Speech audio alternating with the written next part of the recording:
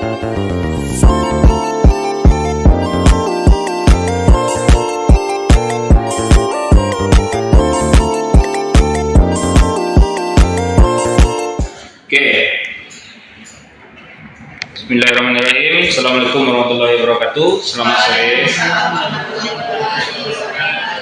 Baik, teman-teman, hari ini kita lanjut perkuliahan dasar logika, di mana materi kita kemarin itu sudah masuk ke dalam pembahasan logika dan bahasa. Nah, ini tadi ada beberapa pertanyaan yang harus kita selesaikan juga nih jawabannya. Tadi kita bicara masalah ilmu pengetahuan umum dulu ya. Berapa kecamatan yang ada di Kabupaten Pasaman? Ini orang Pasaman nih katanya nih. Atau orang di luar Pasaman dia tahu nggak? Berapa kecamatan?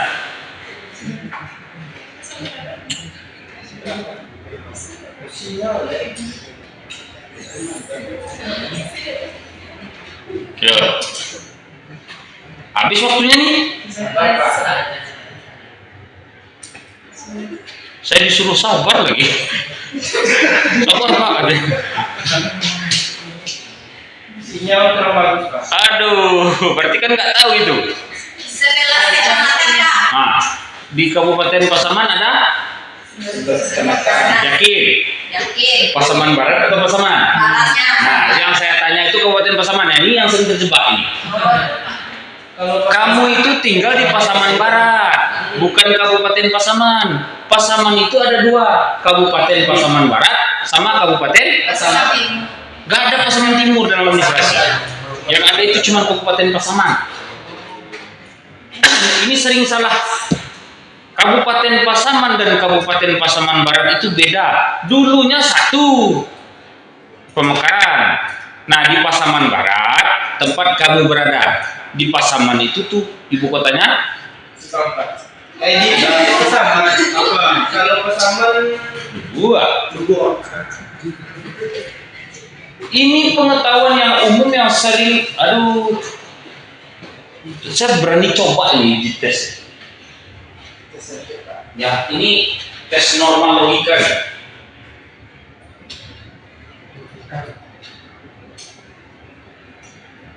Oke. Yang mimpin kabupaten namanya apa? Bupati.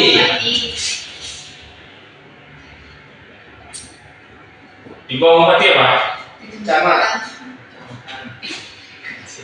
Di bawah kecamatan apa? Garisa. Nah, itu beda nama tahu ya. Di bawah negari apa? Dorong. Masih ada di bawah jalan? Tidak.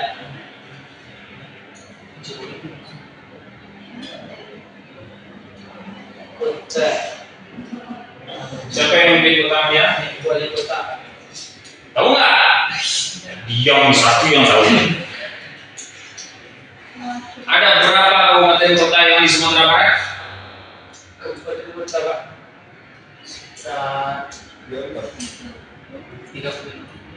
19 kabupaten kota.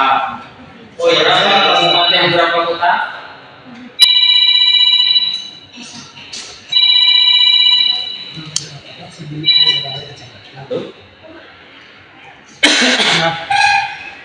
Belum, masih kuliah.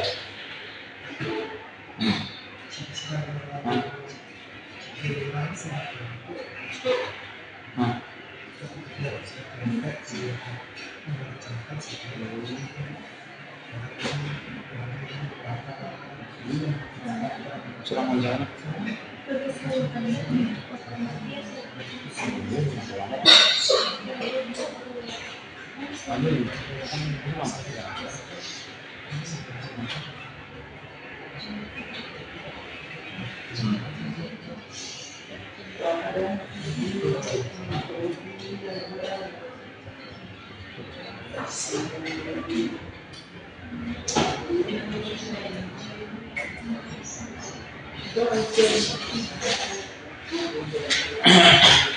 Ada yang tahu nggak kota Madia ini? Berapa kota Madia, berapa kabupaten yang ada di Sumatera Barat? 19. Yang kota 19 kabupaten kota, 7 kota madya, berapa? 12 kabupaten. Nah, tahu nggak? Baru tahu kan? Ini kan sederhana sebenarnya ilmunya. Tapi nggak pernah mau tahu lah. Kamu kan ilmu pemerintahan. Kalau nggak tahu itu di challenge orang gimana? Kacau Pak. Kacau lah. Nah sekarang ini saya tanya, wali kota yang memimpin kota madya itu disebut dengan wali kota. Mana tinggi ini dari ini? Sama Pak. Bingungnya lainnya. Sama. Nah, sederhana kan? Sama enggak? Sama Pak. Di bawah wali kota awalnya Lurah. Camat. masih Oh. di bawah kecamatan Lurah. di bawah kelurahan karena dia yang ngapus dia baca tadi kan dia tahu RT Nah, itu kan pemikiran umum Pak. di sini. Nah, apa bedanya sama Mentawai? Di sini namanya Kabupaten Mentawai. Siapa yang mengepalai Mentawai? Bupati. Di bawah Bupati apa? Kecamatan. Kecamatan. Di bawah kecamatan? Desa. Desa. Di bawah desa? Susu. Ada lagi? Habis Pak. Itu bedanya. Kota umum. Ini kalau ditanyain orang, kalau orang pemerintahan nggak tahu, udah berangkat sudah ilmu pemerintahan. Sederhana. Nah ini makanya Kabupaten Pasaman Barat sama Kabupaten Pasaman itu sering disalahartikan secara administratif. Orang Batu Sangkar ada di sini? Ada orang Batu Sangkar nggak? Nah, coba siapa namanya?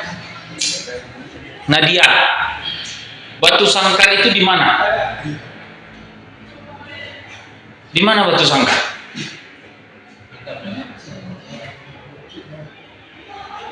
Kabupaten. Dia nggak tahu Batu Sangkar. Karena secara administratif Batu Sangkar itu hanya ada namanya kota Batu Sangkar. Tapi kecamatannya 5 kaum. Di KTP kalau kamu bikin di KTP itu Batu Sangkar orang bingung. Karena di KTP itu tanah datar 5 kaum. Sama kayak di Solo itu Arosuka. Ada yang tahu Arosuka enggak? Arosuka itu nggak ada administratifnya. Karena gabungan dari 2 wilayah, Kayuaro dan Sukarami. Jadi kalau secara surat menyurat dibuat Arosuka, nggak laku harusnya surat itu. Karena ada 2 fungsi Kayuaro dan Sukarami digabung menjadi Arosuka. Karena kantor bupati itu terletak di antara 2 wilayah. Jadi kalau ditujukan surat ke Arosuka, administratifnya gimana coba? Masih dipertanyakan tuh. Makanya hati-hati orang yang memerintah harus paham itu.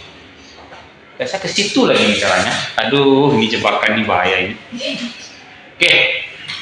Hari ini sebelum kita mulai perkuliahan, pasang telinganya kuat-kuat dulu dan tolong diam.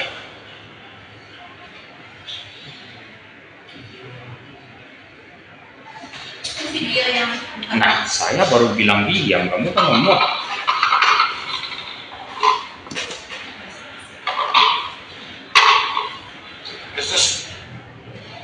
Bentar.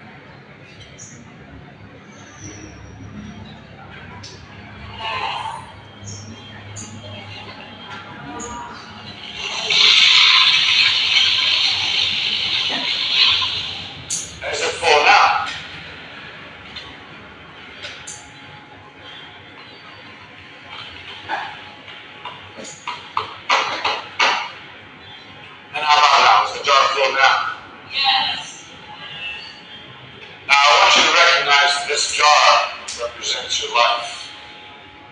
Golf balls, the important things, your family, your friends, your health, and your passions. The pebbles are the other important things, your car, your job, your home. The sand is everything else, it's just a small step. Now, if you put the sand in the jar first, you won't have anything for the pebbles or the golf balls.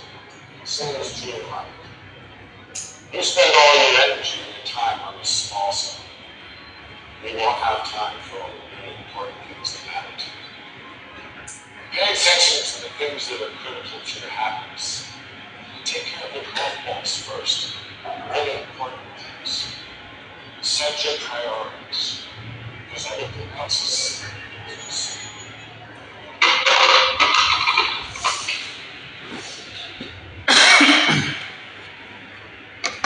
Ada yang mau diulang? Sekali lagi Pak. Is this jar full? Is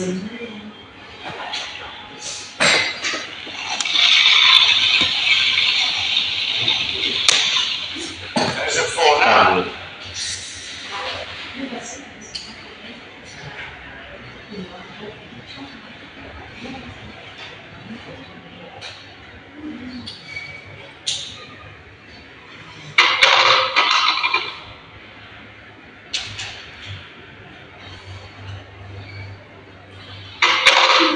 Kenapa gitu dia?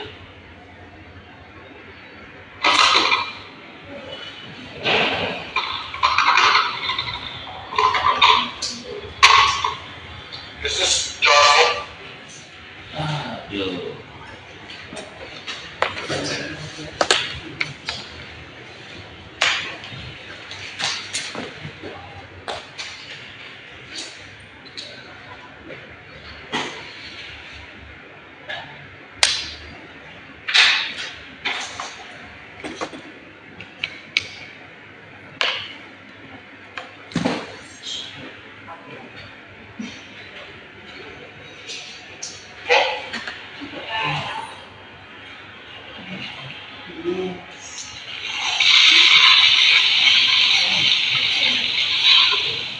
Is it full now?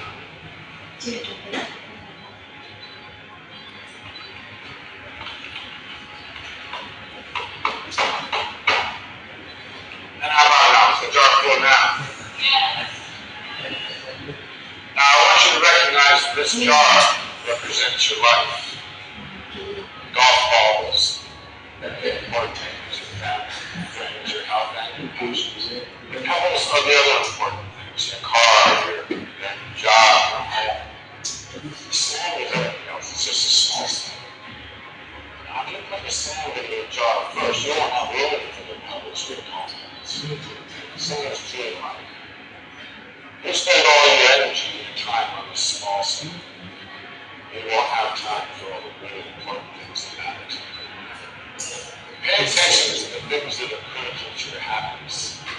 Take care of your golf balls first. Really important things. Set your priorities. Because everything else is just...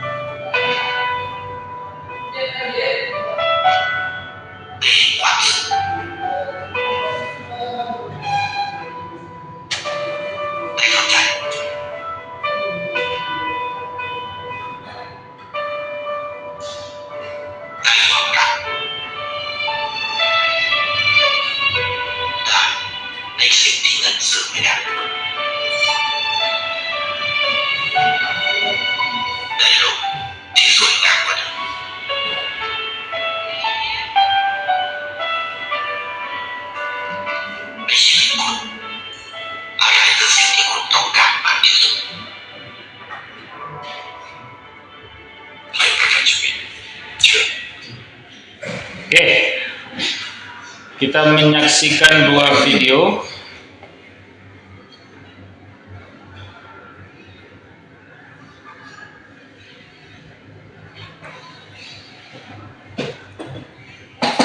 Apa yang bisa kamu ambil, Dana?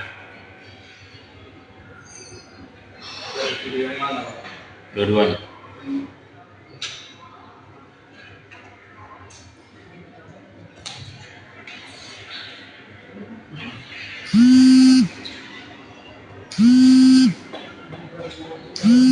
Wah, selama itukah mengambil kesimpulan dari sebuah video?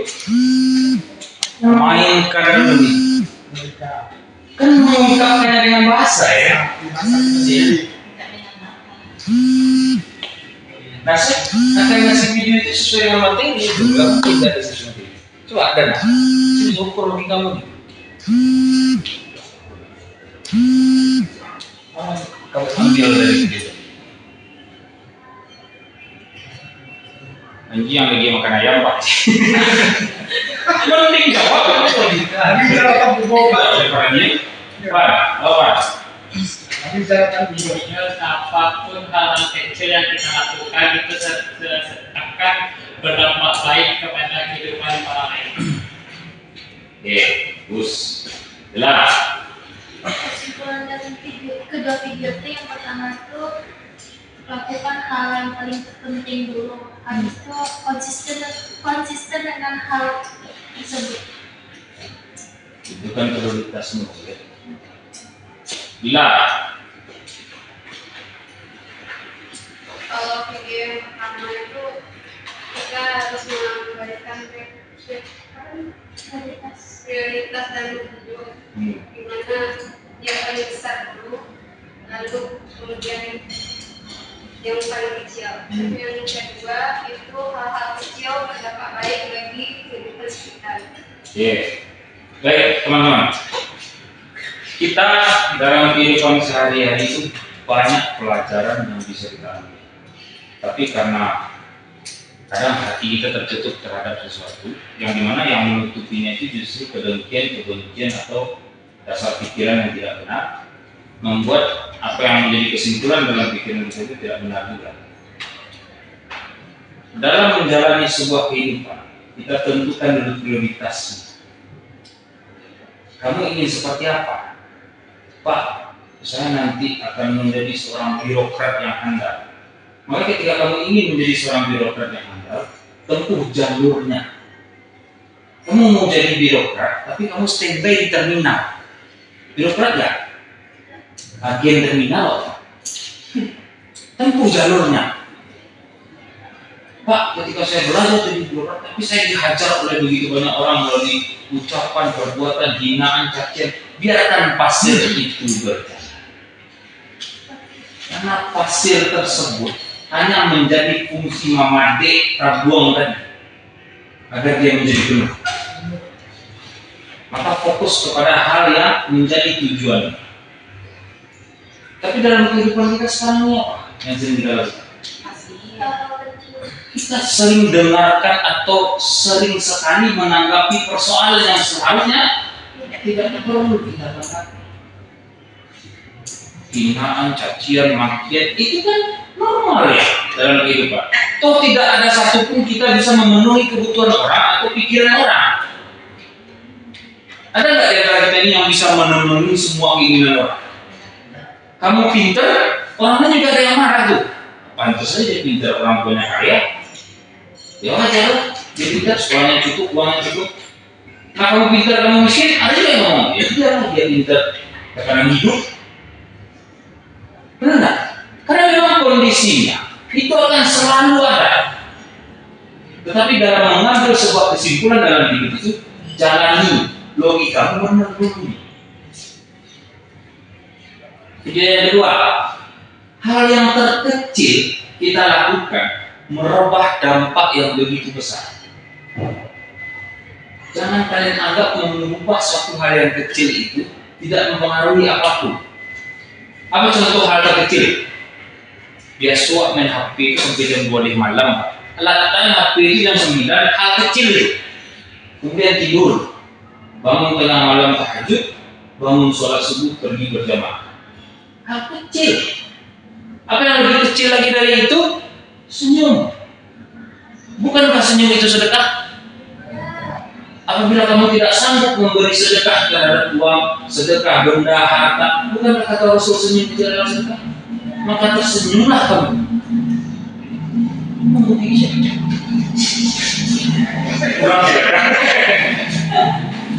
Senyum dah. Itulah sedekah. Nah, ketika kita senyum kepada semua orang, maka sedekah itu terpenuhi. Tapi jalurlah semua. Tanpa plastik dan entah dan apa senyum jadi plastik apa? Dia tak mau di sini. Ya kan? Paham sampai itu? Sekecil apapun itu, perubahannya ke arah yang lebih baik maka lakukan. Dan prioritaskanlah keinginanmu kepada tujuan dan targetnya. Makanya satu hari agak ingin kami ngadang, baru menjadi siap. Bapak baru bapak harus tahu untung awak. Kalau enggak untung tidak terjual. Tidak hebat untung si kamu. Dia tahu untung. Dia kalau tidak tahu untung, payah harus kenalan untung. Dia tahu untung. Jadi itu teman-teman. Kemudian kita masuk ke materi. Logika yang menurut asal katanya adalah berpikir, sedangkan berpikir ada dan terletak dalam diri kita sendiri, dan untuk mengeluarkan pikiran itulah kita membutuhkan bahasa. Saya lihatkan, tontonkan video dan agak bisa dia ungkapkan dengan bahasa. Itu yang sering terjadi. Sehingga logika yang mau kita terapkan tadi, logika yang tersampaikan kepada kita tadi, ketika dipaparkan nggak bisa, gagal, akhirnya tidak sampai. Ketika ujian skripsi, hancur nyampe penguji. Kuabedul pengaruh karyawan, pengaruh senyuman karyawan terhadap kualitas pembeli, tingkat pembeli di minimarket. Budiman Pak. Kuabedul, ya ternyata senyum karyawan itu berpengaruh terhadap kunjungan orang ke Budiman Pak. Nah, sudah lihat. Jadi Pak, mau orang senyum orang sudah lihat. Nyampe juga tuh. Logikanya nyampe, dia mau menyampaikan sebenarnya seperti ini. Masalahnya ini Pak, itu ini Pak, pelaksananya ini Pak. Itu kan terstruktur, diungkapkan dengan bahasa kamu presentasikan. Tapi gamblang bahwa orangnya abstrak Pak, absurd Pak. Memang kamu pikir abstrak dan absurd itu menyelamatkan dunia? Di dalam dunia ini nggak ada yang namanya keberuntungan. Keahlian bertemu kesempatan, itulah dia beruntung. Tidak ada keberuntungan sih. Kamu punya keahlian, kamu punya kesempatan, itu yang disebut keberuntungan tadi. Kalau kamu nggak ada keahlian dan tidak ada kesempatan, tidak akan pernah datang itu yang namanya keberuntungan. Kamu nunggu di rumah, menunggu sih di rumah, dan tidak akan pernah datang. Karena keahlian dan kesempatan itulah yang disebut keberuntungan. Coba bentar saya. Yang namanya keberuntungan. Pak, awak pergi ke pasaman tampak di jalan dapat dompet. Di mana dompet? Di jalan. Beruntung mana asal Pak? Ayolah. Kalau kamu nggak punya keahlian bawa motor dan kamu nggak ada kesempatan pulang, itu dompet dapat nggak? Mana yang namanya keberuntungan? Pak, menuju dapat nilai A Pak. Come on.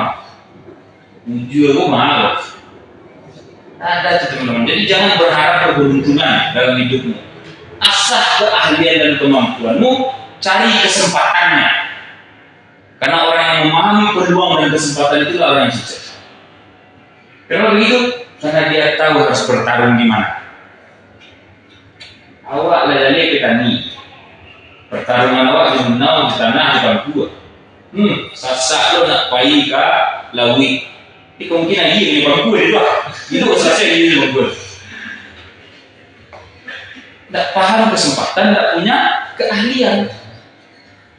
Bahasa bisa menjadi media penyaluran logika di samping tanda atau simbol, ya. Karena logika tadi kalau akan disampaikan itu melalui bahasa, orang-orang paham. Kalau bahasanya benar, barulah dia benar. Kalau bahasanya tidak benar, salah nggak artinya? Sering terjadi nggak? Contohnya? Ada yang lebih sederhana sebenarnya. Kan saya kemarin sudah pernah contohkan kayak beruang. Pernah saya contoh beruang nggak? Apa itu beruang? Beruang, banyak uang beruang, bukan beruang. Kalau ini memiliki ruangan juga beruang. Iya, beruangan. Gimana logikanya? Tergantung di mana Posisi ditujukan sisinya, Pak. Ada penekanan nggak di situ? Tidak ada, Pak.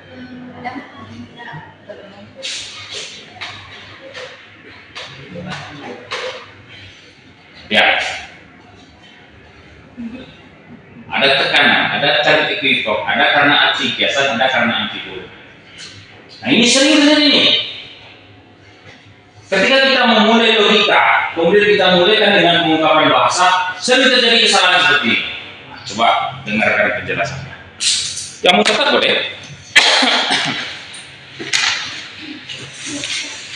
Kesesatan karena action atau tekanan.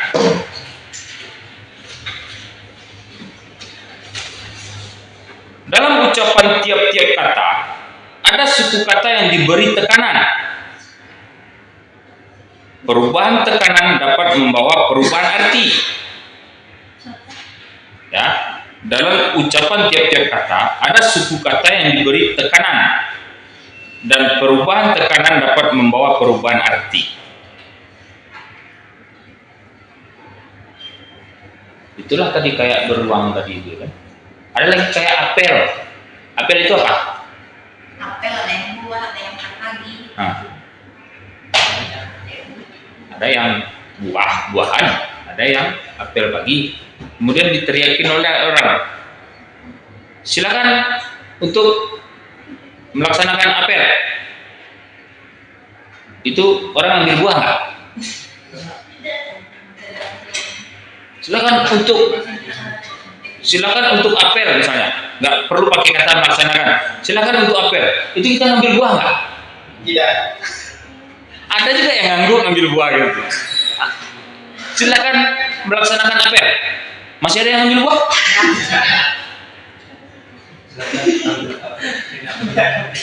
Makan apel. Ada tekanan. Ya. Kemudian kesesatan karena term equivok. Ini sering terjadi nih. Term equivok ini adalah yang mempunyai lebih dari satu penalaran. Ya. Lebih dari satu penalaran. Jadi maknanya itu lebih dari satu. Contoh nih. Sifat abadi adalah sifat ilahi. Dana adalah mahasiswa abadi. Apakah dana ilahi? Bahaya kan? Lillahi namanya apa? Ya itu dia. Innalillahi. Contoh, Irfan duduk di kursi paling depan. Yang paling depan itu Irfan atau kursi? Irfan.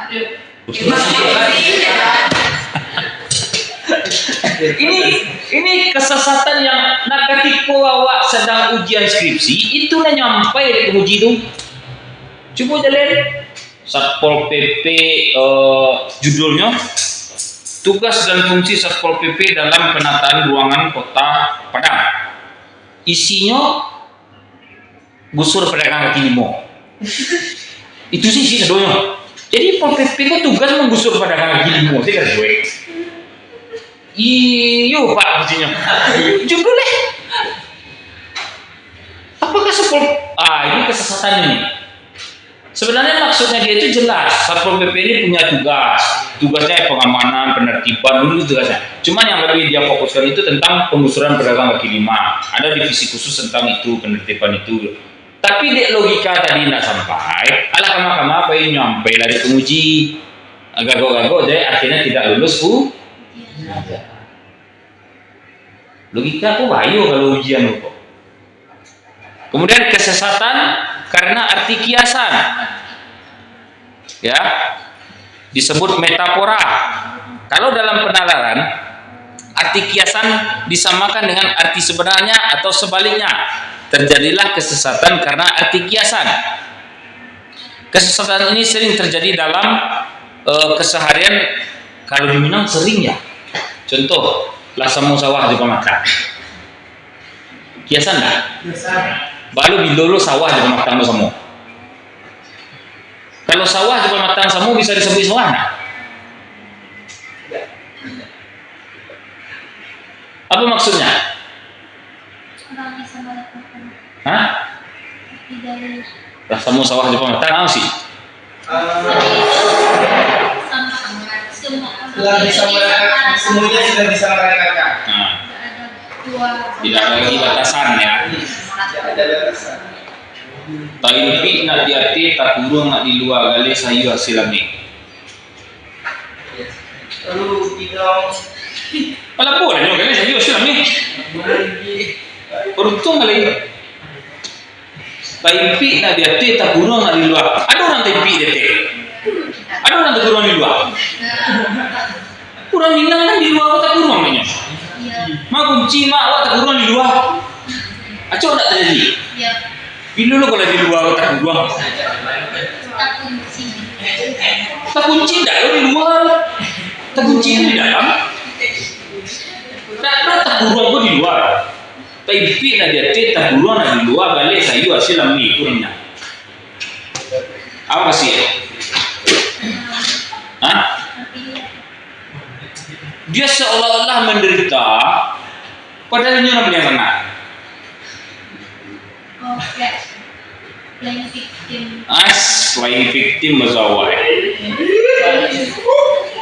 Tak kurang nak di luar. Makia raro kadang-kadang lapang dunia lo. Padahal dia tahu dunia ko luas, tapi dia nanya tahu sampai seketika bak kata di bawah buang. Gali sayu hasil lami, ambil labu tu mengadang orang nan makunya harus jale di Minang kiasan. Kalau lah salah memaparkan kiasan bahaya. Duduk pasamu basampi-sampi, duduk pasamu balapang-lapang, duduk surang basampi-sampi. Tak tu kiasannya. Padahal duduk surang apa? Basampi. Apa maksudnya? Ketika kita kerjakan dengan gotong royong, maka akan mudah suatu pekerjaan. Inilah hebatnya kiasan. Alun tak kilik kata kalam.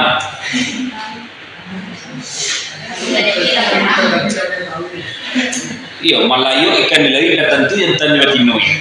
Mana minarwa? Bahaya nak? Nah, itu dia ya. Yang terakhir itu kesesatan karena amfiboli. Ya, kesesatan ini terjadi kalau konstruksi sebuah kalimat mempunyai arti bercabang. Ya. Jadi artinya bercabang. Konstruksi sebuah kalimat yang memiliki arti bercabang banyak sih kalau kalimat yang memiliki arti bercabang. Ayahnya yang laki-laki itu sudah berpulang. Di mana ini? Jadi ayah misalnya laki-laki ya. Ayahnya yang laki-laki itu sudah berpulang. Kalimatnya seperti itu. Ada ayah kursi. Itu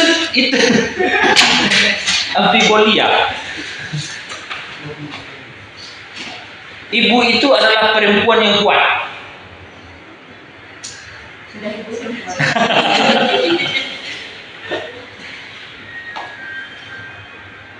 Tapi di agama ini terjadi loh, bahaya nih. Sama kayak gini. Saya mempelajarinya ya. Kita kalau zuhur itu ke masjid, mau sholat, baca niat. Baca niat enggak? Ya. Iya enggak? Dana, sholat zuhur ke masjid baca niat enggak? Apa niat?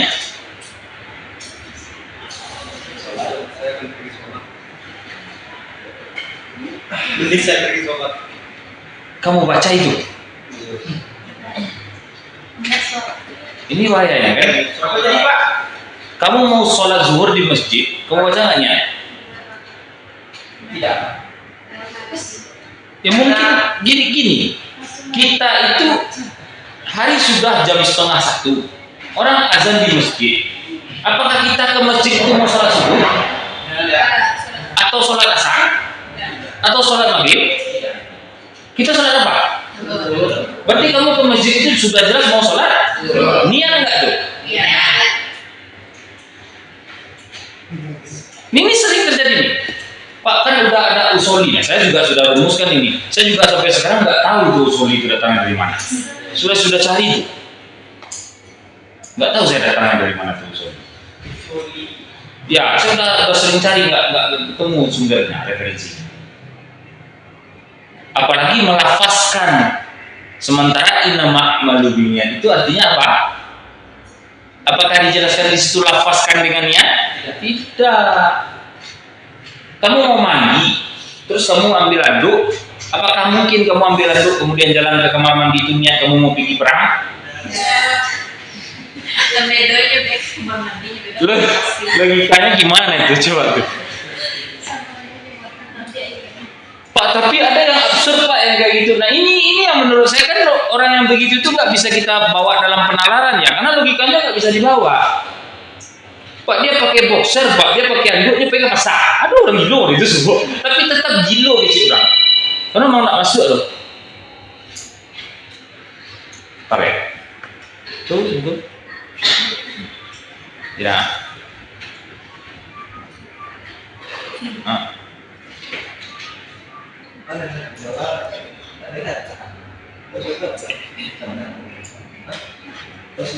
Ini cuma.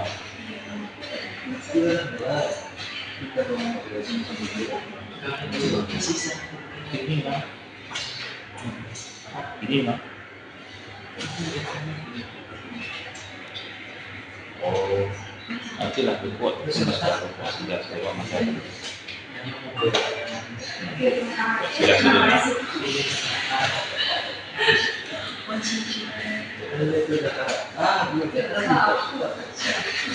Nah ini sudah tadi kan. Nanti kayak si Usman, kamu juga akan sering menemukan hal seperti itu. Tapi untuk sekarang umum-umum aja dulu. Karena memang gini ya, lebih banyak hal di dalam pemahaman kita itu mesti kita gali lebih jauh, kita gali lebih dalam. Kalau kulit luarnya itu sudah kita capai, tapi rasanya itu ada di dalam. Itu lebih itu. Tapi logikanya gini, Pak, boleh nggak agama dilogikakan? Tidak. Kenapa? Nah ini boleh nggak?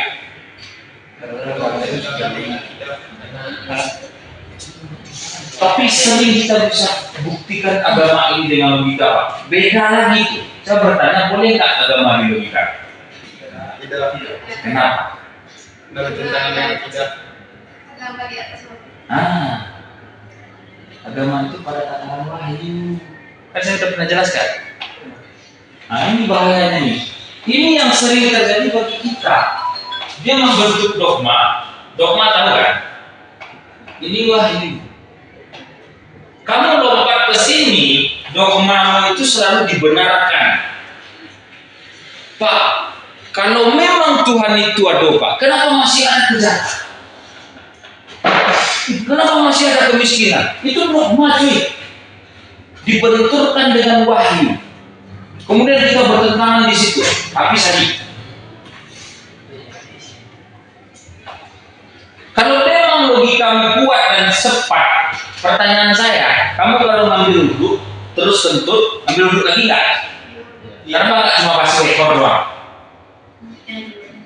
Kan yang kentut di ekor. Kenapa kamu harus ambil wudhu lagi? Karena memang nggak bisa dilogikakan. Itulah agama. Pak, kita kan cuma kentut, Pak. Kenapa kita ambil wudhu lagi? Itulah di agama. Logika kita itu di agama hanya sebatas kentut doang. Itu bingung kita nyari solusi. Kok bisa ya? Kita kentut doang, kemudian ngambil wudhu lagi kan tangan kita nggak kentut loh. Nggak pegang apa. Iya. Tapi ya itu lah batasan logika sebagai manusia. Nah ini nih, hati-hati kesesatan-kesesatan seperti ini. Oke, pemahaman bahasa instrumentalisme. Nah, memandang bahasa sebagai suatu alat untuk menggunakan persepsi, pikiran, dan rasa perasaan atau emosi. Jadi, si Irfan gue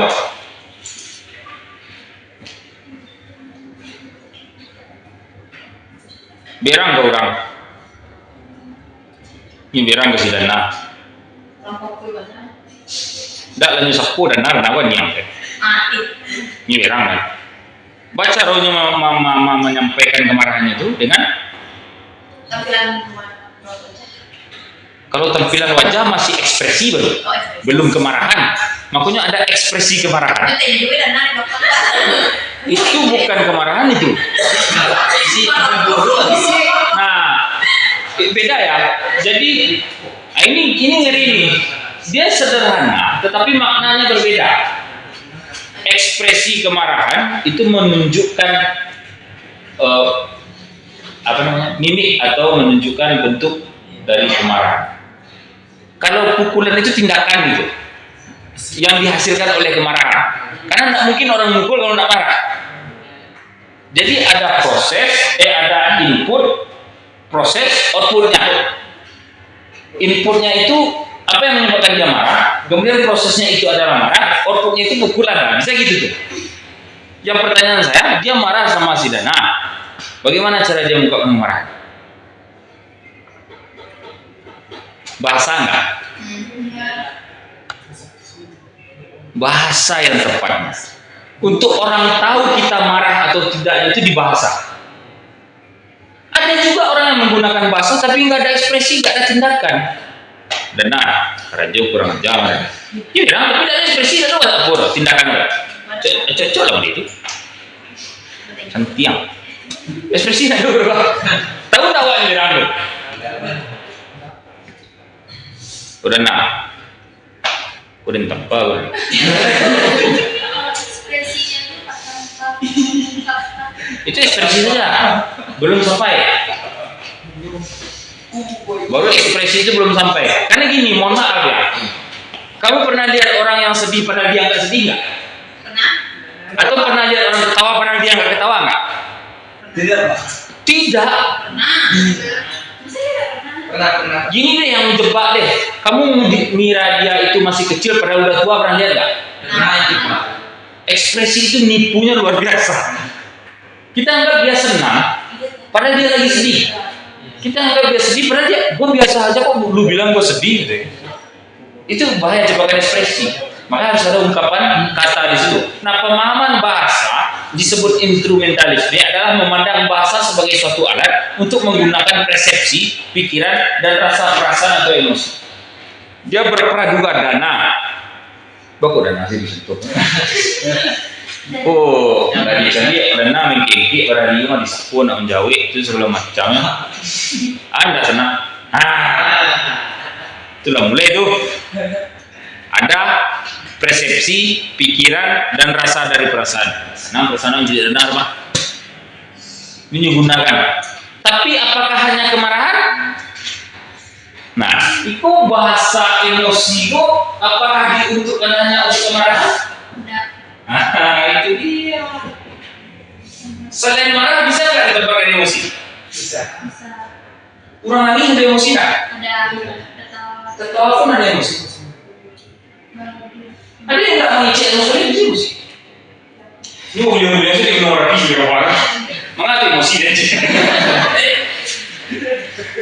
Ya orang tak tahu sih, kalau emosi itu kok kalau dari udah kan jalan lah.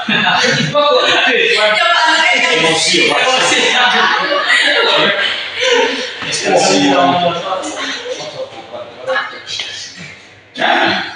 Pak, kalau orang tidak memiliki emosi itu gimana? Itu orang itu. Tanya Pak, ulang-ulangan. Karena memang emosi itu kan sama kayak elemen ya. Elemen utama dalam hidup itu kayak tanah, air, karena kan elemen utama. Manusia itu hanya elemennya. Kalau tidak ada emosi itu baca loncengnya orang. Tadi emosi kok loncengnya orang. Tapi nyuado hanya tidak diekspresikan. hanya tidak diluapkan atau diungkapkan, hanya tidak ditunjukkan. Karena emosi itu kan permainan itu ya. Di situ apa? Orang gila ada emosi apa? Emosi gila gitu. Ada apa bikin emosi? Itu kalau yang orang gila memperbuat apa emosi? Yang mana? Kalau yang gila tadinya Kita tahu yang nyerang. Ini cuma sekitar kita dapat tujuan dia namanya. Itu mah kalau orang dapat tujuan semua juga gitu. Waduh cerita. Yang kedua apa? Determinis berpendapat bahwa manusia hanya dapat mempersepsi, berpikir dan merasakan karena adanya bahasa. Nah, itu bandingkan ya, anak. Ya, berpikir dan merasakan karena adanya bahasa. Dengan adanya ungkapan dari bahasanya baru bisa dapat mempersepsi, berpikir dan merasakan. Saya senang, kece sifat. Oh, baru tahu sih karena sifat sedang senang, papnya kece. Oh, senang kece. Jadi si Dana mengisi asli jadi gitu. Dana punya poga, WA, yo. Jadi itu saya punya poga Dana gitu. Jadi dengan bahasa baru bisa mempersepsi, berpikir kalau itu kurang. Pak, kan ada orang yang mau itu. Pak, ada yang kafe ke rumah Pak. Inilah sedang berjalan, kompeti bola. Dengar tiba. Nah ini. Dalam kuliah atau ujian ini digunakan. Jadi menjelaskan persoalan, permasalahan dalam skripsi ini digunakan. Nah kalau tidak ada memahami kata dalam pemahaman bahasa, itu yang sering terjadi ketika ujian, kalah dan salah dalam menetapkan bahasa sehingga diampai jadi penguji. Kan bahasa itu penting ya. Itu logika ya. Paham sampai situ? Jod. Nah, kalau kata beda lagi. Pernah dengar kata enggak? Aku bukunya beda lagi mah. Kalau buku lewat. Tak kejam kalian lu apa? Kalian sudah baca buku sebanyak-banyak. Sementara kalian menerima sih lagi.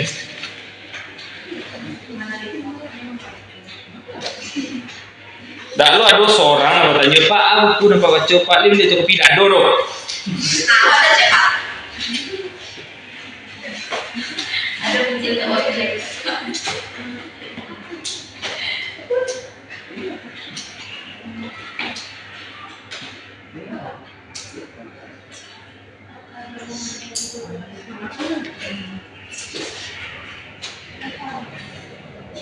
Nah, dalam logika, kata dimaknai sebagai tanda atau pernyataan lahirlah yang menunjukkan lahiriah yang menunjukkan suatu hal atau kenyataan maupun pengertian kita mengenai hal-hal atau kenyataan itu. Woi, bayu balik basuh. Kata dimaknai sebagai tanda atau pernyataan lahiriah. Tanda atau pernyataan lahiriah yang menunjukkan suatu hal atau kenyataan maupun pengertian kita mengenai hal-hal dari kenyataan itu.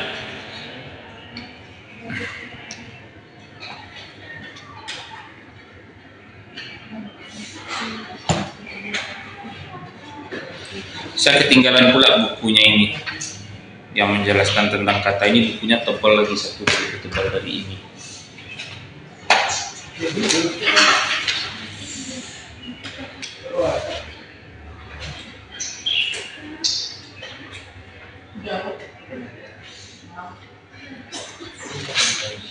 Nanti kita bahas masalah kata ini agak perlu lebih dalam ya. Ketinggalan bukunya. Nah, kita ke fungsi dulu, fungsi bahasa dalam logika. Oke, fungsi informatif, yakni pemakaian bahasa untuk menyampaikan informasi, yaitu dengan merumuskan dan mengiyakan. Oh, ini bahasa lama ini, buku tahun berapa ini? 1989 cuy. Udah lahir tuh? Belum lahir. Ini dosen saya nih, Del Aruni Haryanti, IKIP Padang 1989. untuk menyampaikan informasi yaitu dengan merumuskan dan mengiyakan, menolak proposisi atau menyuguhkan argumentasi ilmu merupakan contoh yang jelas dari realisasi fungsi informasi bahasa. Jadi kita menggunakan bahasa itu sebagai media informatif. Tapi sekarang itu ada yang namanya isyarat ya. Iya. Tapi tetap ada konteks bahasa gitu, Pak. Bahasa isyarat. Dia bahasa tapi menggunakan isyarat. Nah, di mana saya sering lihat ya? Dulu di TVRI loh, Pak. Cerita TVRI itu sering ada bahasa isyarat, juga nggak ngerti. Tapi sekarang masih ada Pak. Masih ada. Tapi ada kemarin itu pas wisuda kemarin itu lagi tren yang kayak gini. Yang wisuda yang begini. Terus Kemarin itu ada wisuda kemarin. Apa itu maksudnya kan saya lihat oh itu artinya ayah ibu akan mencintaimu. Itu bahasa isyarat itu. Ya. Nah, saya bahasa isyarat ini aja. Kalau udah ini, kekerasan aja. Tapi tidak, fungsi dari bahasa itu ada fungsi motif. Kemudian ada fungsi apa itu fungsi ekspresif? Yakni bahasa dipandang dan dipergunakan sebagai alat untuk mengungkapkan rasa dan perasaan itu sendiri. Nah, kalau orang senang itu setelah miliknya keluar sana, caranya mengungkapkan kesenangannya itu dia menggunakan ekspresi. Jadi bahasa yang ekspresif itu dia ada fungsi ekspresi di situ. Dengan bahasa tadi kesenangan itu bisa disampaikan. Dengan bahasa tadi emosi itu bisa disampaikan. Dengan bahasa tadi kesedihan itu bisa disampaikan. Bahkan dengan bahasa tadi sesak dadaman pun bisa disampaikan.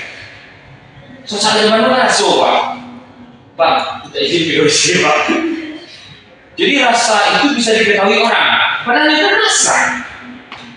Bahwa supaya orang mengetahui rasa itu bahasa tadi yang menggunakan. Jadi fungsi ekspresi. Ya, itu dia fungsi bahasa ya. Kemudian fungsi direktif. Apa itu fungsi direktif? Yaitu fungsi bahasa untuk menyebabkan atau menghalangi suatu perilaku. Contoh, perintah atau permintaan. Jadinya fungsinya bahasa untuk menyebabkan atau menghalangi suatu perilaku. Bisa perintah atau bisa permintaan.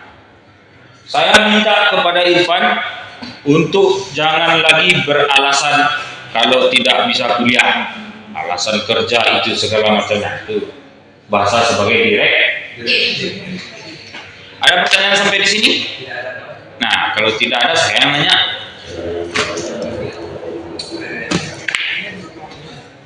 Inilah bahaya. Halo. Kalau tidak ada saya yang bertanya.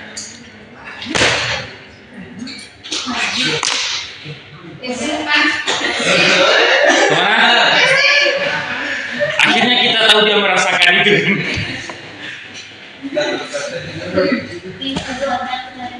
Kita sudah membuat tugas untuk kemarin udah ada tugas belum?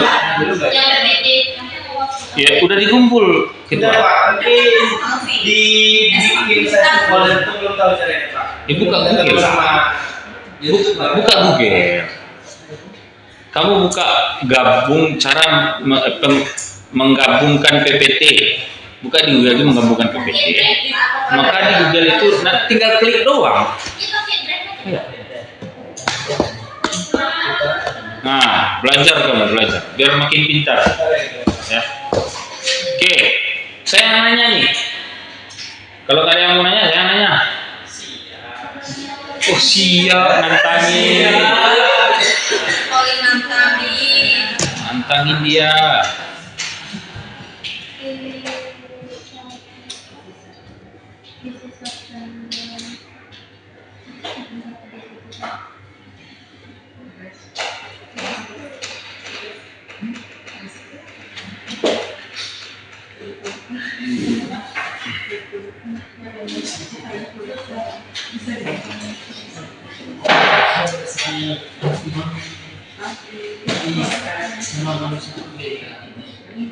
Ada berapa kesesatan dalam bahasa?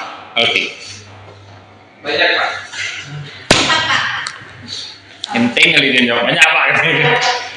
Jadi kalau lebih dari satu itu disebut Banyak.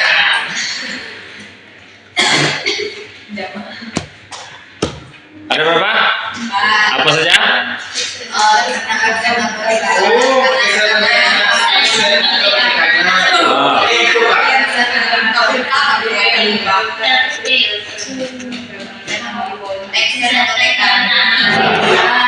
Terakhir karena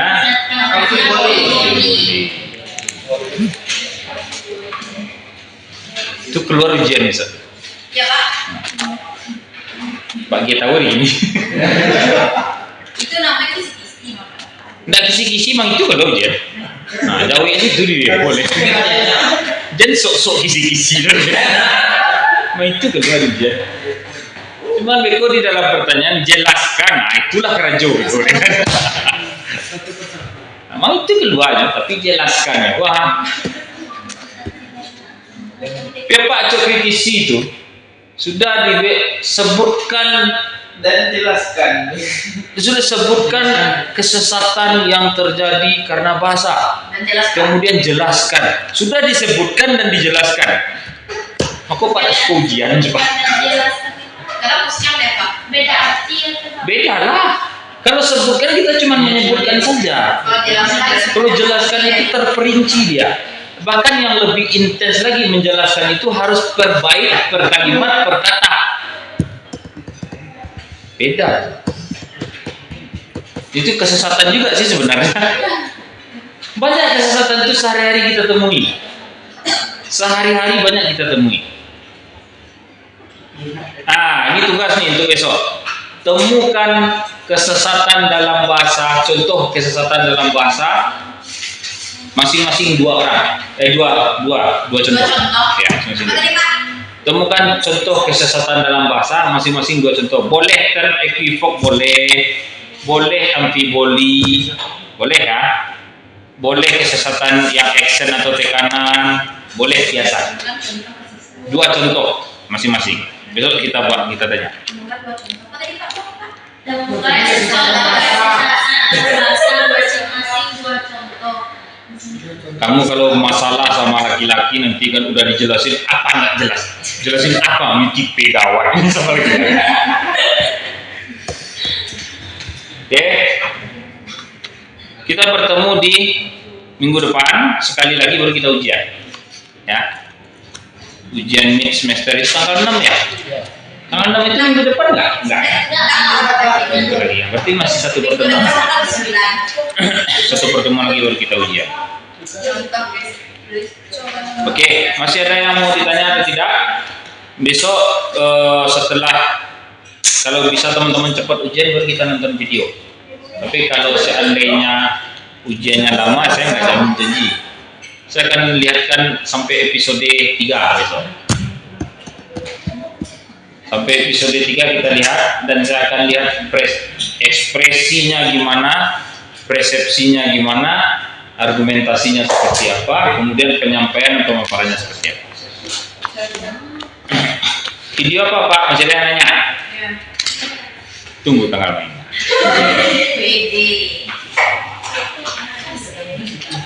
Baik, terima kasih untuk hari ini. Terakhir teman-teman,